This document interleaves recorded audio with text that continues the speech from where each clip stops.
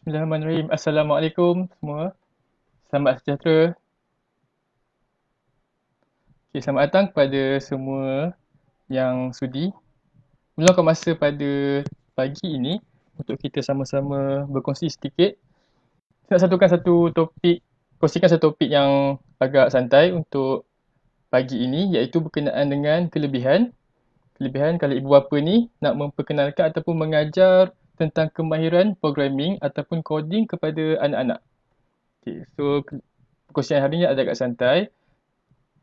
Jadi sebelum saya mulakan seperti biasa, saya nak minta tolong sikit lah kepada semua saudara-saudari, tuan-puan semua untuk kita berkongsi live pada pagi ini kan, supaya kita dapat kongsikan manfaatnya kepada lebih ramai orang, kan, kongsikan kepada kenalan, kepada rakan-rakan, keluarga, kepada jiran dan sebagainya. Okey, saya pun nak kongsi dulu dan kita kongsikan kepada rakan-rakan kita supaya lebih ramai dapat manfaatnya. Okey.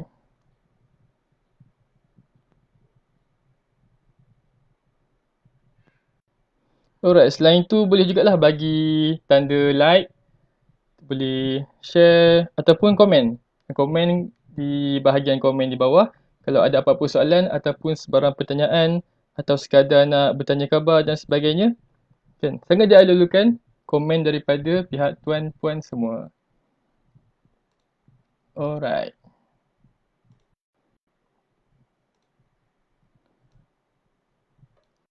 Untuk perkongsian pada hari ini, iaitu berkaitan dengan kelebihan ataupun benefits kita mendedahkan kanak kan di usia muda, terutamanya kalau kanak-kanak sekolah menengah, kan kita dedahkan mereka dengan programming, dengan kemahiran coding, dengan asas sains komputer dan sebagainya.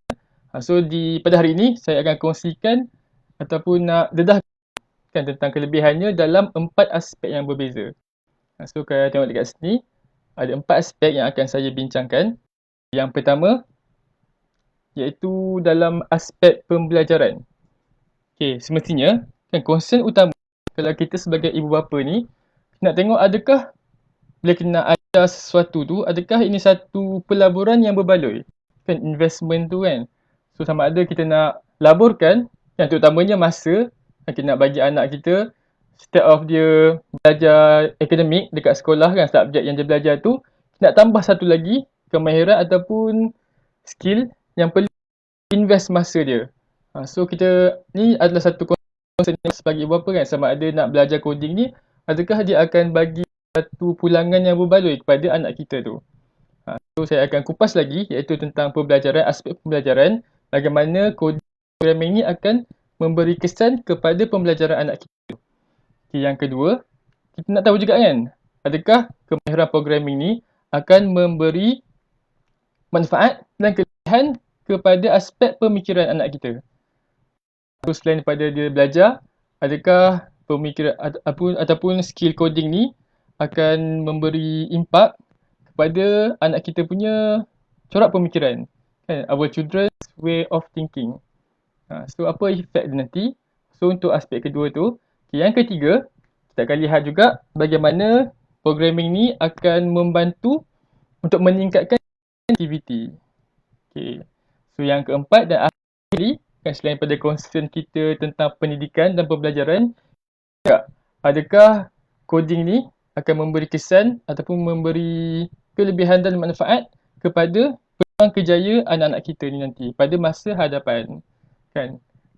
So kita inilah antara 4 aspek yang saya rasa sangat penting. Kelebihan mempelajari programming ni ataupun coding ni memang sangat banyak. Tengok di internet dan sebagainya kan, memang sangat banyak. Diberikan oleh pakar-pakar, oleh pendidik-pendidik, guru-guru yang mengajar tentang komputer. So banyak dikongsikan tentang kelebihannya. Tapi untuk hari ni, saya nak kepada 4 aspek ni dulu. Iaitu tadi pertama pembelajaran ataupun pendidikan, yang kedua kemahiran berfikir, ketiga kreativiti dan keempat tentang kerjaya masa depan anak ini. Okay, so ni secara ringkas, briefly saya nak perkenalkan dulu apa yang kita akan kongsikan pada hari ini.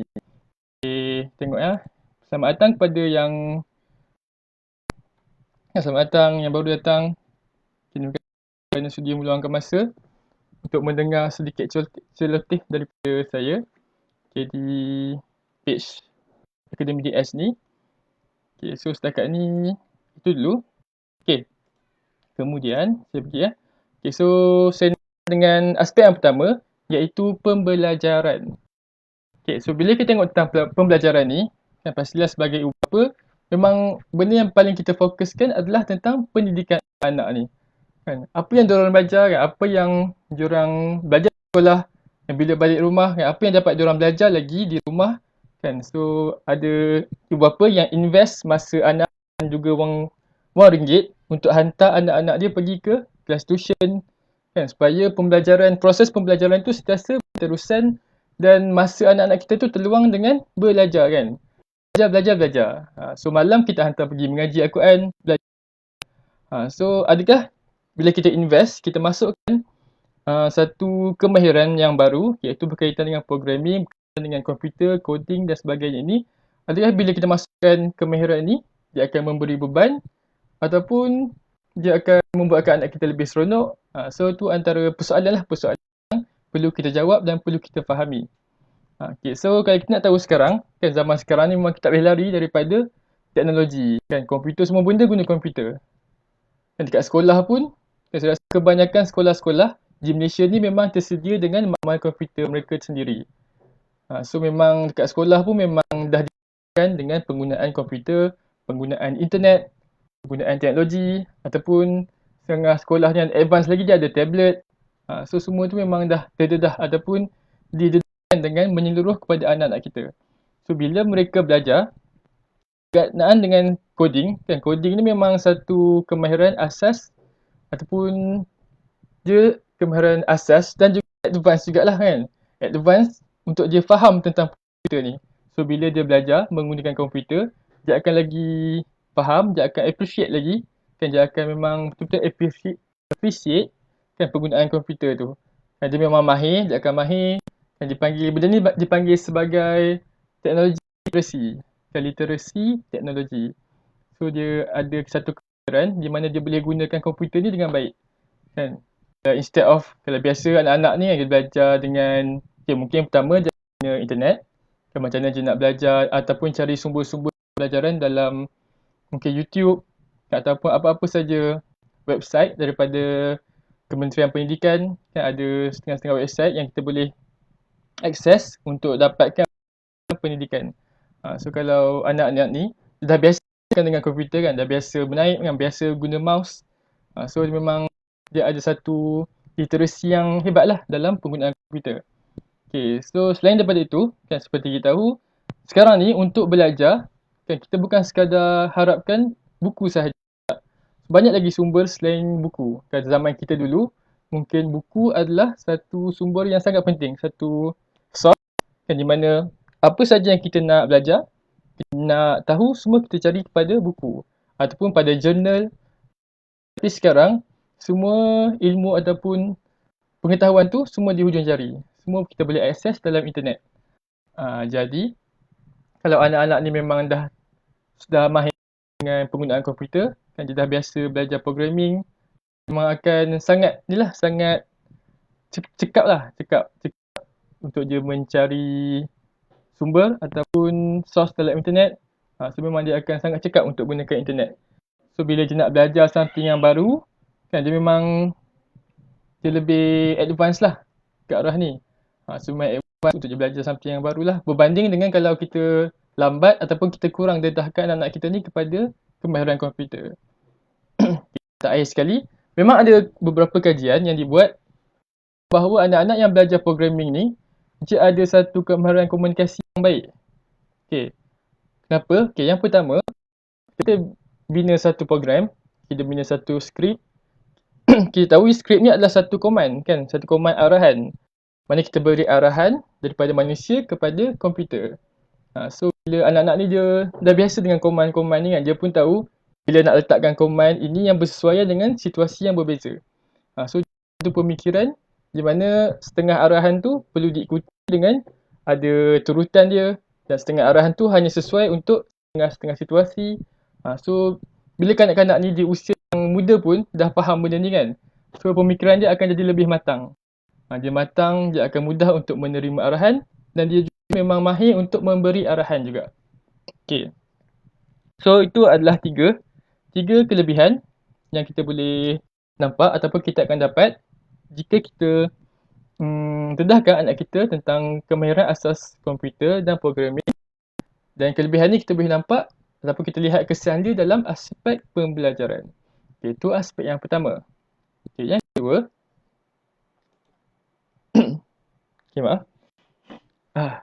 Okay, aspek yang kedua. Kita lihat kelebihan programming ni kepada kemahiran berfikir. Kepada dia punya way of thinking. Alright. Okay, kalau kita tengok efek utama ataupun benda yang utama dipelajari daripada kemahiran programming ni adalah computational thinking.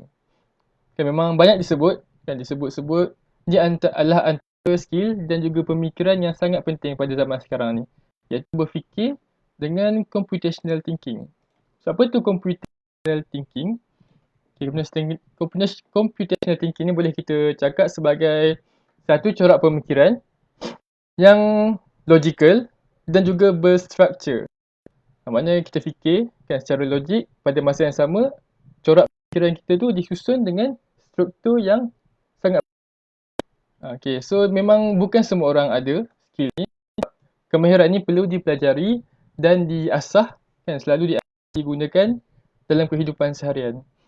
So kanak-kanak ni bila dia belajar tentang programming, so programming ni bila kita nak bina satu skrip ataupun arahan komputer, kita perlu fikir macam mana, apakah arahan yang perlu disusun, apakah skrip-skrip yang perlu diletakkan ke dalam program tu. So dia akan implement benda ni dalam dia punya kehidupan seharian. Contoh anak-anak kita belajar Scratch, biasalah kan, antara platform yang biasa digunakan adalah Scratch. Dia tahu ada list command, list arahan. So dia akan pilih arahan tu berkaitan dengan apa yang dia nak buat. Contoh dia nak gerakkan animasi ataupun dia nak keluarkan bunyi. So dia akan susun, dia akan tengok command mana yang sesuai dan mana yang perlu disusun atas mana yang perlu diletak seterusnya. So kaedah ataupun kemahiran berfikir secara struktur ni adalah salah satu daripada kemahiran computational thinking. Dan computational thinking juga adalah satu pembinaan antara fikiran logik, lepas tu juga dia berfikir dengan matematik, dia akan belajar ataupun dia ada satu kemahiran algoritma. Dia akan tengok, so ada melibatkan matematik kan, ada tambah, tolak dan sebagainya. So ni adalah antara kelebihan programming ni kepada kita punya corak pemikiran. Yang kedua, kalau kita tengok pada programming ni, asasnya adalah kepada penyelesaian masalah. Bila ada satu isu, bila ada satu masalah yang kita nak selesaikan ataupun satu isu yang nak kita tackle, kita akan bina satu program untuk komputer ataupun kita punya mesin ataupun banyak lagi lah kan yang berkaitan dengan teknologi. So bila asas dia pun dah memang nak menyelesaikan masalah, so kita pun akan develop satu kemahiran problem solving. So bila anak-anak kita ni dia dah biasa belajar guna Scratch, dia dah tahu dah. So apa dia ada satu masalah ataupun ada satu isu yang dia nak tackle ataupun ada satu projek yang dia nak buat, projek dia pun macam ada something yang tak kena, dia akan cuba berfikir untuk selesaikan macam mana dia nak jadikan projek dia tu supaya bertepatan dengan apa yang dia nak. So ni adalah kelebihan problem solving yang akan di-develop dalam kemahiran programming. Yang terakhir sekali, of course, bila kita selalu guna kita punya cara berfikir, kita selalu berfikir, selalu guna otak kita, otak kita akan jadi lebih kuat dan selain daripada kita jadi lebih kritis dan kreatif, kita juga akan develop memori yang kuat. Especially kalau kita pergi pada peringkat yang lebih advance lah kan, bila belajar programming ni dengan language ni lagi kan, dengan syntax dan sebagainya. So benda ni akan menguatkan kita punya memori. So itu aspek yang kedua, iaitu berkaitan dengan kemahiran berfikir.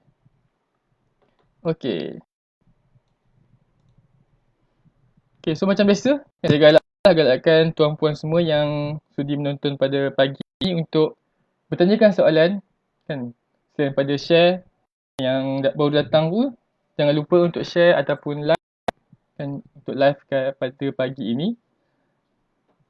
Okay, kalau ada komen, just type je dekat ruang komen ataupun saya akan bagi respon kan, kalau dapat baca ataupun ada admin yang akan jawab dekat ruangan. Alright, saya sambung. Okay, untuk aspek yang ketiga. Aspek yang ketiga ni berkaitan dengan daya kreativiti. So dia still ada kaitan juga dengan pemikiran tadi. Kan, pemikiran bila kita corak kita berfikir.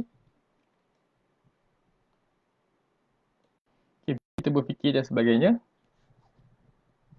Okay, so daya kreativiti ni dia akan wujud apabila kita selalu berfikir di luar kotak. Okay, kalau bahasa Inggerisnya orang selalu cakap think outside the box, kan, berfikir di luar kotak.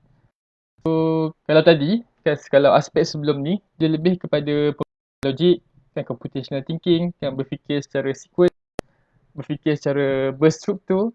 Tapi kali ni, kan, selain daripada pemikiran logik tadi, kan, bila kita belajar programming, anak-anak dia akan ada satu pemikiran di mana dia akan memang suka explore something yang baru, kan. So bila contoh dia buat satu animasi scratch, kan, dia akan fikir macam mana nak jadikan animasi dia ni menarik. Apakah perbezaan animasi ataupun projek yang dia buat ni berbeza dengan projek orang lain. So dia akan trigger something dalam kepala otak dia untuk berfikir di luar daripada kotak. So dia akan rangsang dia punya imajinasi, kan. So apa yang nak buat, apa nak jadikan projek dia lebih interaktif, kan, lebih user friendly. So benda-benda tu akan merangsang daya kreativiti dan juga imajinasi. Okay, yang poin ketiga yang saya nak tekankan kat sini iaitu berkaitan dengan kritis terhadap idea. Okay, kenapa benda ni poin ni saya letak dalam aspek ni?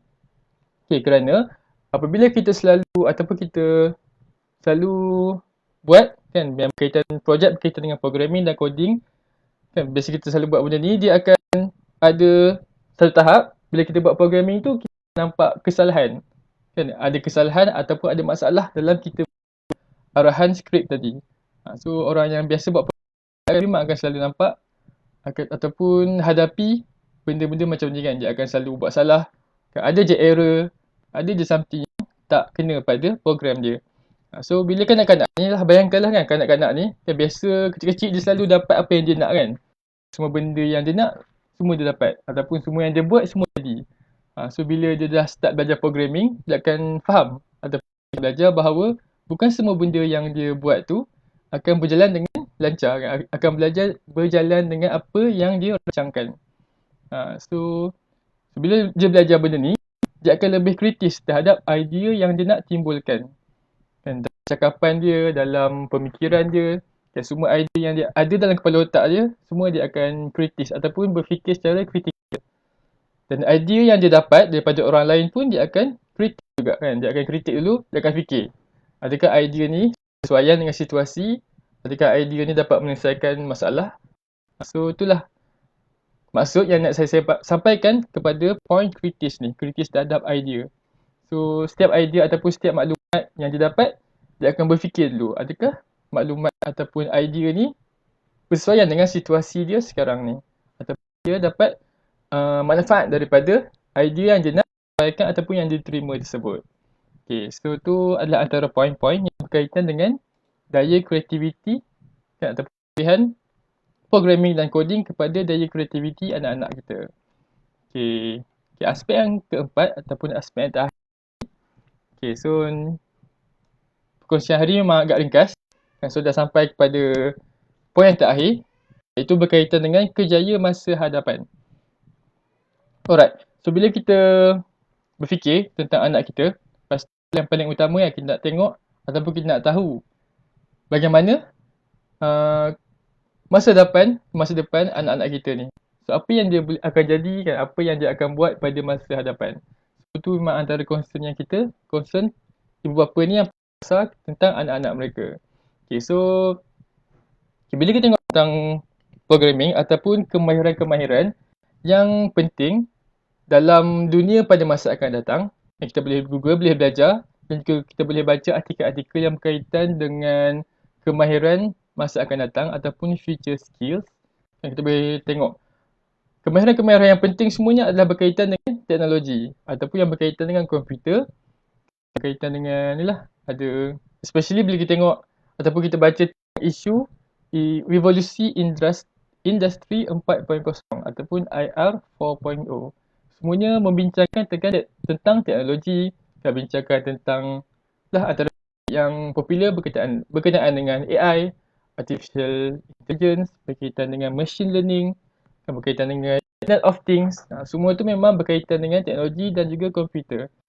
So, jika kita nak anak kita ni yang ada satu kemahiran ataupun potensi dalam diri dia untuk maju pada masa akan datang, tak kira lah sama ada dalam pendidikan ataupun dalam pekerjaan, kan, dia perlu ada satu skill yang berkaitan ataupun yang relevance dengan teknologi masa hadapan ni. So, itulah adalah sangat baiklah kalau kita dedahkan anak-anak kita ni dengan kemahiran programming ataupun kemahiran komputer ni dengan pada usia yang sangat muda. Antara usia yang sesuai, mungkin 7, 8, 9 tahun tu adalah antara usia yang sesuai untuk kita terapkan satu kemahiran yang baru kepada anak-anak kita. Kan kita boleh start dengan ajar Scratch, kan kita boleh start dengan mungkin dengan unplug coding, kan, ataupun coding tanpa menggunakan komputer. So ni ada saya kongsikan pada live sebelum ini. So kalau tuan-puan semua nak ataupun yang ketinggalan dengan sesi live sebelum ini, kat situ saya ada kongsikan lah tentang apakah platform-platform yang sesuai untuk kita dedahkan programming ni pada peringkat awal. So saya promote sikit lah kan yang live sebelum ni. Boleh check dekat kami punya Facebook page. Alright, so dekat sini, kan saya kembali pada topik ni. Dekat sini memang terbukti lah kan betapa pentingnya kemahiran programming, kemahiran coding, kemahiran berkaitan dengan komputer ni kepada nilai satu individu tu pada masa hadapan. So kalau dia nak, maybe dia nak belajar kan, ataupun nak pergi lebih lanjut dalam pembelajaran dia, kan mesti ada kemahiran tentang komputer. Bila ada kemahiran komputer ni, dia boleh banyaklah lebih luas lagi dia ruang untuk dia sambung belajar. Kan banyak lagi kos-kos yang dia boleh pilih kan yang berkaitan dengan komputer ni. Ataupun bila dia dah bekerja kan, so dia memang boleh gunakan skill ni dengan sebaik. Dia boleh gunakan skill dia untuk bekerja ataupun dia nak jadi seorang usahawan, digital entrepreneur kan. Banyak lagi potensi-potensi dan peluang yang dia boleh explore di masa hadapan.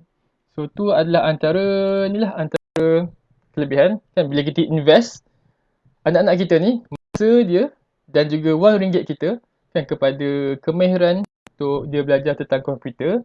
So dia punya return of investment tu akan kita dapat pada masa hadapan bila dia dah besar dan bila dia dah lepas daripada sekolah kan. So dia akan nampak lah benda tu. So kita perlu sebagai bapa ni kita perlu invest masa dan wang ringgit ni pada awal usia anak-anak kita sekarang. Alright. Okay, so sebelum akhiri, okay, so tu saya ulang balik sebelum saya pergi kepada poin saya seterusnya. Okay, kita tengok balik. Okay, mungkin ada yang baru datang ataupun yang baru join. Saya bagi sedikit rumusan tentang topik yang kita kongsikan pada hari ini. Okay. Ini adalah 4 aspek yang saya telah kupaskan, iaitu yang berkaitan dengan kelebihan dan manfaat kepada anak-anak kita yang belajar tentang programming komputer. Saya sentuh dalam 4 aspek yang utama, iaitu pertama pembelajaran. Okay, so ni antara poin dia. Yang kedua, dalam aspek kemahiran pemikiran atau berfikir. Yang ketiga, dalam aspek daya kreativiti. Dan yang keempat adalah manfaatnya kepada masa depan anak-anak kita. Alright. Okay, sebelum saya undur diri, sebelum saya tamatkan sesi live ni, saya nak kongsikan sedikit berkenaan dengan antara aktiviti-aktiviti dan juga program yang kami di Akademi DS nak kongsikan kepada anda semua. Yang kami tawarkan yang berkaitan dengan pendidikan dan juga antara aktiviti aktiviti kan pada musim PKP ni kan boleh dijalankan secara online.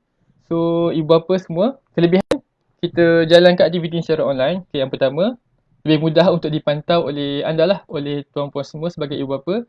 So anak-anak semua boleh belajar di rumah kan, lebih selamat. So ni antara aktiviti yang kami nak tawarkan pada April. Okay, so ada 3 aktiviti dekat sini ataupun 3 program yang telah kami susun. Okay. Dan anak-anak muda kan, untuk budak-budak sekolah sekolah rendah terutamanya, kami tawarkan satu kelas iaitu untuk mempelajari kemahiran Scratch. Di mana kita boleh belajar kan, kemahiran asas komputer dengan menggunakan Scratch. Okay, so ni Scratch ni adalah satu benda yang wajib kalau kita nak dedahkan ataupun nak beri pendedahan awal kepada anak-anak kita, kita memang wajiblah kita cuba ataupun kita start dedahkan dia dengan platform Scratch ni. Okay, so MDS akan bagilah kelas secara berkala untuk anak-anak dan kami galakkan anak-anak ni adalah yang 10 tahun ke atas. Yang 7 hingga 9 tahun boleh juga join. Tapi kalau yang bawah 10 tahun tu kami galakkan bersama dengan ibu bapa juga. So dia lebih fokus lah kepada pembelajaran tu. Kan ibu bapa tu boleh sama-sama join juga dalam sesi kelas tu. Tapi kalau untuk anak-anak yang 10 tahun ke atas, okay, so dia tak ada masalah, dia memang boleh fokus. Kan dia boleh fokus dan dia boleh belajar dengan lancar. Okay, kalau untuk yang lebih advance, kan mungkin ada di kalangan anak kita ni memang dah biasa guna Scratch. So dia nak belajar lebih advance, dia boleh join untuk program kelas Python. So ni adalah kita belajar satu programming language. Kan kalau Scratch lebih kepada block programming. So untuk Python ni adalah programming yang sebenar. Kita akan ajar tentang Python, kita beri penjelasan tentang asas penggunaan dan juga macam mana dia nak gunakan Python ni untuk dia belajar lebih lanjut untuk programming. Okay. Yang ketiga, yang di tengah ni adalah program untuk Scratch untuk pendidik dan juga guru. Okay. So pada pelajar, kami juga nak tawarkan kepada guru-guru dan juga pendidik di Malaysia kan, untuk kita belajar sebab Scratch ni memang dah ada dalam silibus. Kan memang ada sebahagian guru-guru yang mungkin ada masalah untuk nak cari sumber untuk dia belajar sendiri. So kami ada tawarkan kelas lanjutan di mana kami juga akan berikan kelas secara berkala untuk guru-guru belajar bagaimana menggunakan Scratch ni dalam pendidikan dan juga dalam dia punya pembelajaran di sekolah. Alright. So inilah saya kongsikanlah antara program yang kami tawarkan pada bulan April ini. Alright. So